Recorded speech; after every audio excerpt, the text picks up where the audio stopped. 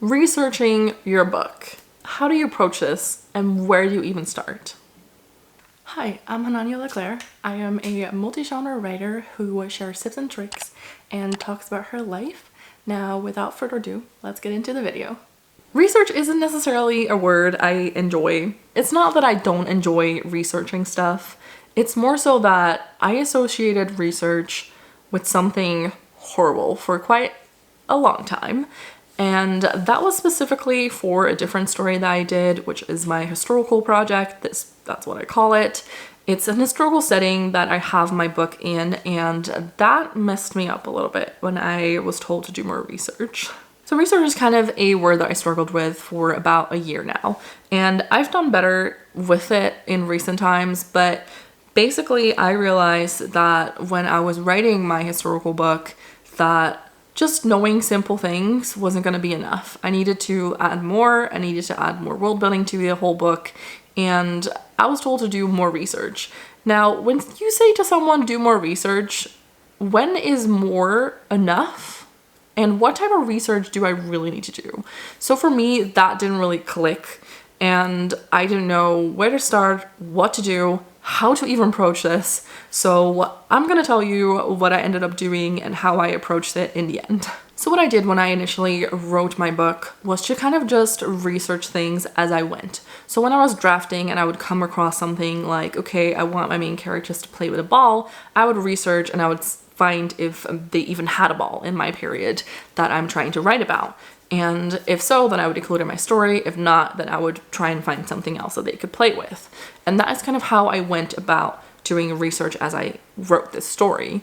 But what I ended up realizing is that after I had some feedback, that some of the things that I did in my story might not have been realistic for that time period. So something that I had was that one of my female characters travels by herself, and I was like, that's fine. But then when you try and see back to that period that I'm trying to write about, which is 1200s-ish, that's not necessarily always the case. Female characters don't usually travel by themselves. So that was something that I was gonna have to either explain away or find a way that she's gonna go with someone. So those are type of things that I didn't research when I first started writing the book. I'm now kind of figuring out later on. So once I was told to do more research on this book, what I ended up doing is I ended up buying 2 books that were all about kind of the time period I was trying to write about, which is more or less medieval times, which medieval is a very big kind of general concept, but kind of see if I could find something more towards that type of period. Now, one of them was kind of more an encyclopedia type thing. So if I had specific things I wanted to look for, like armor, or if I had a specific like food type question, then I could go to those sections and read that part of the book and kind of see, okay, this is what they had. Whereas the other one is a kind of time traveler's guide to medieval England, I think is what it's called.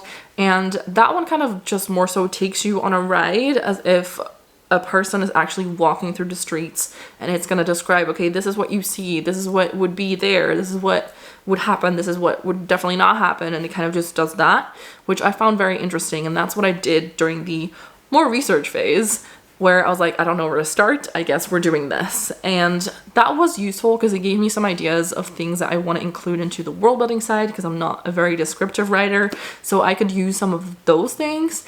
And then there were sections that I highlighted of things I was like, okay, well, this is probably a good topic for me to look into. But at the same time, I still was unsure how this was going to help my book. So what I ended up deciding was, okay, I'm going to throw out everything that is more research, and I'm just going to reread my book and highlight anything that I think might need to be more researched or things that might need to be kind of checked for my time period. So that's what I ended up doing, and that was much more helpful.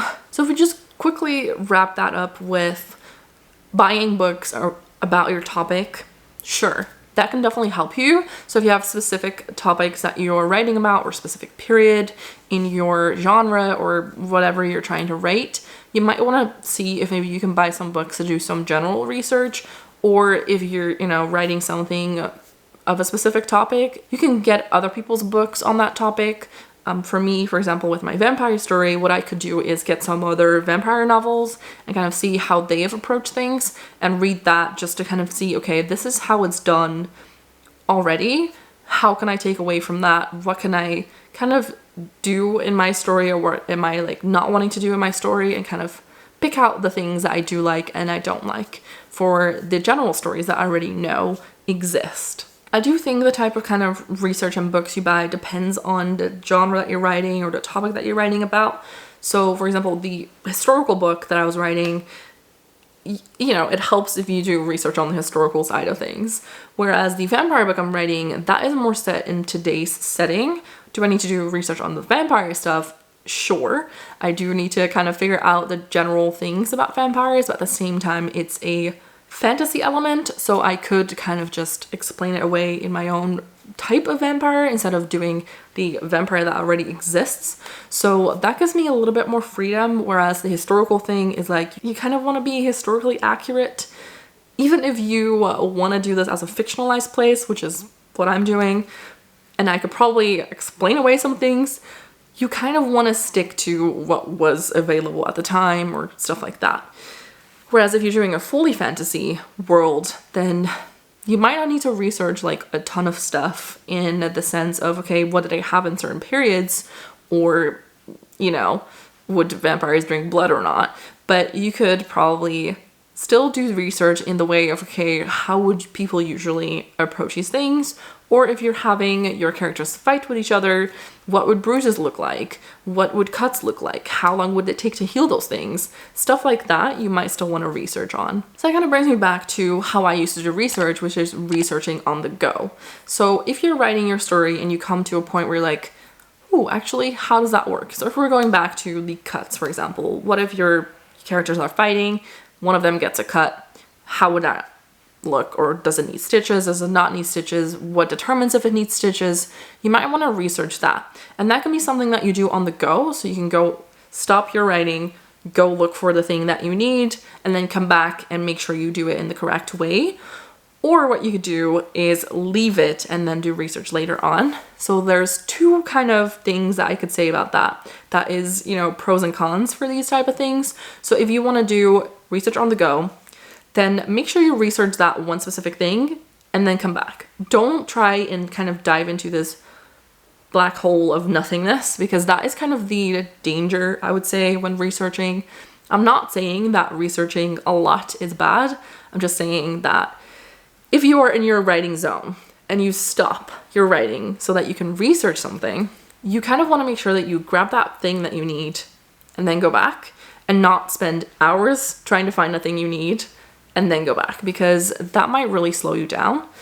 Although I will say a pro to doing this is that if you include something now and then end up researching it later and finding out that that is definitely not how it went or how it's supposed to go, or that they didn't even have that at the time, then you're gonna have to rewrite your whole thing. So with that, it can kind of really be kind of a, what do I do? Do I leave it or do I research it now? I think if it's really important to your story and you know you're gonna have to include it, then definitely go research it. If you're like, oh, I just need to double check if this existed. If it doesn't exist, I'll just remove this part or I'll change it for something else. Then you could leave it and you can just come back to it later. So leave yourself a note for that specific thing that you want to check. To give you an example of the things that I would say just leave and change it later is if, for example, someone is playing with a toy and it's just in that one scene and you're not sure if that existed at the time, you can just kind of leave yourself a comment to that and then come back to it later. And if that toy doesn't exist, you just replace it with a different toy that did exist. Whereas some things might not be as easy to change. So if, for example, we're talking about the toy, right? If that's just in that scene, it should be fine. If it comes back and if it like repeats all the time, you might want to research it a little bit sooner rather than later so that you can make sure you change it everywhere. So if I'm going back to the example of, do women even travel by themselves? That might be something that I have to change right now. That is a little bit more complicated and a little bit bigger than a switching of toys or switching of colors or something like that. So that is definitely something that I need to keep in mind when I'm writing other stories in the future. But with wounds, for example, if you have your character be hospitalized, whereas in reality that doesn't really need to happen, then you might need to rewrite full scenes depending on how big you made the injury. hospitalized versus not hospitalized. If you have them hospitalized and you have your characters visit the hospital to make sure that they're okay, whereas in reality that wouldn't happen for the type of injury that you have, then those might be big things that you have to change around. So I would say with those type of things, do your research and kind of make sure that that is actually what happens. A quick way to do research, at least for me at the moment, is using an AI tool to kind of ask my question and get back a kind of relatively quick answer. I do have to make sure that it's not fake and I have to make sure that it actually does check out. But in general, I think that helps me with like the generic questions or very quick questions. I'm like, that existed, right? And then I just kind of make sure that I do a quick check. Whereas I could do the same thing in a, search machine. If I do Google or some other search engine that you want to use, that can definitely help you kind of do the quick checks. But for me, AI kind of helps with the more complex questions that I'm like not sure I can find straight away. Do make sure you check if it's actually legit. All in all, I can't really tell you how to do your research. I can advise you to kind of double check if you're writing a certain type of book, if you are going to be committed to doing the research that you need to do, because there's bound to be research that needs to happen in any type of book, but just kind of make sure that you are dedicated enough to actually do the proper research for it. I definitely wasn't really that dedicated to the historical book when I was writing it. I was just kind of doing it for fun, and then I realized I needed to do way more research, and that kind of put me off a little bit to the story. I still want to finish it at some point, but it just is a lot more work than I initially thought it was going to be, and I know that is very naive of me to think, but at the time I was writing this, I was just doing it for fun, and taking it more seriously has definitely helped me develop a lot more skills and helps me really, hone my writing skill. It's not always easy, and that is why I want to really just kind of say, hey, if you're gonna write this book, just make sure that you are dedicated enough to do the proper research. Like, it's not gonna be easy, and you're gonna have to spend a lot of time just looking for things, and I just want to make sure that you are prepared to do that. I'm not trying to scare you, it's just reality of things, so I just want to make sure that you know what you're doing and you're going into this as well prepared as you can. In the end, it really kind of depends on what type of story you're writing and how much research that really requires. There might be some books that really only need the kind of, okay, where was this again? How do I call this properly? And that's all that you need, also depending on how well versed you are in the kind of topic that you're writing. If you are, for example, a doctor and you're writing about something hospital related, then you might already know a lot of the things that people like me who don't know anything about the medical stuff might have to research a lot. So it kind of depends on where you are on the scale of what you're writing versus what you know in your day life and kind of how that reflects. Same thing with locations, right? If you are, for example, in the US and you're writing about your hometown, then you know a lot of the places. If you're writing about something foreign, like, if you're in the US, you're writing about Europe, I know Europe, I live in Europe, but you might have to do a little bit more research if you're unsure where places are exactly. I would have to do the same thing if I was writing about wherever in the world. So it kind of depends on where you want to kind of set your story as well. For me, for example, I would have to be like, okay, what's this park called? Do I have a park in this kind of area? Like, how do I do that? Those type of things are just quick things that you research. So it really depends on what story you're writing and how you're going to approach that. So yeah, it's up to you how you approach your research. I can't tell you how to do it. Can't tell you what to do or what not to do or what to research or what not to research. It really depends on your book and your type of story and what you want to write. But I would advise you to do some type of research along the way and maybe leave yourself some notes if you're unsure of certain things. You can always come back to it. You don't have to always be perfect the first time around. You kind of want to get that first draft on the page.